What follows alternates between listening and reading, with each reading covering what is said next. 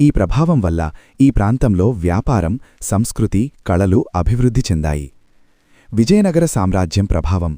దక్షిణ భారతదేశ చరిత్రలో గొప్ప సామ్రాజ్యమైన విజయనగర ఎంపైర్ ప్రభావం కూడా ఈ ప్రాంతంపై ఉంది. వ్యవసాయం అభివృద్ధి, నీటి వనరుల వినియోగం, దేవాలయ నిర్మాణాలు. ఈ సామ్రాజ్యం ప్రభావం వల్లే విజయనగరం అనే పేరు వచ్చినట్లు చెబుతారు. పూసపాటి వంశం ఆవిర్భావం. విజయనగరం చరిత్రలో అసలైన మలుపు పూసపాటి రాజవంశం. ఈ వంశం మూలాలు రాజపుత్ర క్షత్రియ సంప్రదాయం, ఒడిస్సా ప్రాంతంతో సంబంధం. ముఖ్యమైన రాజు పుసపాటి విజయరామరాజు. ఈ రాజు విజయనగరం నగరాన్ని అభివృద్ధి చేశాడు, కోటలు నిర్మించాడు, సైన్యాన్ని బలోపేతం చేశాడు. విజయనగరం కోట 1714లో నిర్మించబడిన ఈ కోట రక్షణ కోసం నిర్మించబడింది. చతురస్రాకారంలో ఉంటుంది, చుట్టూ బలమైన గోడలు. ఈ కోట రాజుల అధికారానికి ప్రతీక, యుద్ధాల సమయంలో ముఖ్య కేంద్రం. ఇప్పటికీ ఇది విజయనగరం చరిత్రకు ప్రత్యక్ష సాక్ష్యం. బొబ్బిలి యుద్ధం 1757లో జరిగిన బ్యాటిల్ ఆఫ్ బొబ్బిలి తెలుగు చరిత్రలో అత్యంత భావోద్వేగ సంఘటన. యుద్ధానికి కారణం విజయనగరం రాజు మరియు బొబ్బిలి రాజు మధ్య విభేదాలు. ఫ్రెంచ్ సహాయం తీసుకున్న విజయనగరం. ఫ్రెంచ్ సైన్యాన్ని నాయకత్వం వహించినది మార్క్విస్ డే బుస్సీ క్యాస్టెల్నౌ. యుద్ధం ఎలా జరిగింది? ఫ్రెంచ్ గన్స్ మరియు ఆర్టిలరీ ఉపయోగించారు. బొబ్బిలి కోటను చుట్టుముట్టారు.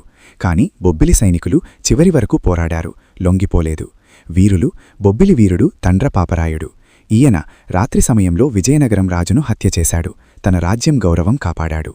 ఈ కథ ధైర్యం, త్యాగం, గౌరవం ఈ మూడు విలువలకు ప్రతీకగా నిలిచింది. ఫ్రెంచ్ వెసెస్ బ్రిటిష్ 18వ శతాబ్దంలో ఫ్రెంచ్ మరియు బ్రిటిష్ భారతదేశంపై ఆధిపత్యం కోసం పోరాడారు. ముఖ్య సంఘటన బ్యాటిల్ ఆఫ్ చందుర్తి. ఈ యుద్ధంలో బ్రిటిష్ గెలిచారు, ఫ్రెంచ్ ప్రభావం తగ్గింది. దీని తర్వాత విజయనగరం బ్రిటిష్ ప్రభావంలోకి వచ్చింది. నార్దర్న్ సర్కార్స్ కాలం.